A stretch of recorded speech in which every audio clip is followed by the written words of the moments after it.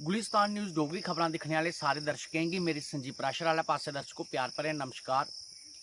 ते अज्ज तुसें गी अस रियासी जिले दी जेह्ड़ा मौसम दी जानकारी है वो तुसें अस देई ओड़चै। केइयें थाह्रें पर जेह्ड़ी बरखा होआ करदी है ते केइयें जगहें उप्पर जेह्ड़ा निंबल भी है। खासकर अगर बरसांती दी जेह्ड़ी बरखा होंदी है एह्दी गल्ल करचै ते होई सकदा इक मोड़ बरा दी होऐ दूआ मोड़ नेईं बरा दी होऐ। एह्दे कन्नै कन्नै जियां अज्ज रियासी जिले बिच भी रातीं केईं थाह्रें उप्पर जेह्ड़ी बरखा होई, पौनी इलाके में भी कई थाह्रें पर बरखा होई, पर उत्थे हुण मौसम जेह्ड़ा साफ है। ते एह्दे कन्नै कन्नै अग्गें भारख आह्ली बक्खी गल्ल करचै ते इत्थे भी जेह्ड़ी बरखा है ओह् रातीं भी होई, थोड़ी बहुती जेह्ड़ी सवेरै भी होई ते इस बेल्लै धोड़ी जेह्ड़ा मौसम साफ है।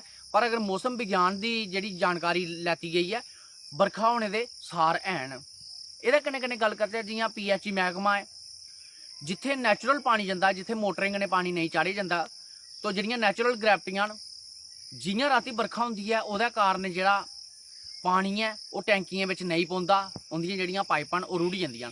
खासकर जेह्ड़े ग्राएं पिंडें बिच एह् बरसांती दे मौसम बिच एह् लोकें गी बड़ा गै एह् परेशानी औंदी है, क्योंकि जियां PH दे जेह्ड़े मलाजम बेचारे उप्पर जंदे न प्हाड़ियें चा जिनें पानी लाए दा होंदा और ग्रैविटियें च टैंकियें च पानी सट्टे दा होंदा ग्रैविटियें कन्नै, उ'नें लोकें दे घर सप्लाई देनी होंदी है।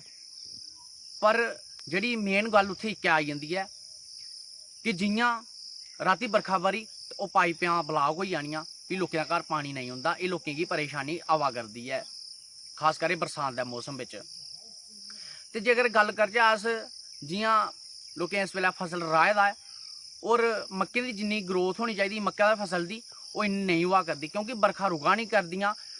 और जियां पैह्ले बिल्कुल सुक्का रेहा और ओह्दे बाद जियां बारिश होई लोकें जेह्ड़ियां अपनियां बरखा बिच मक्कां राहियां, ओह्दे कन्नै कन्नै जेह्ड़ी मक्कें दी फसल दी ग्रोथ नहीं होई पाई।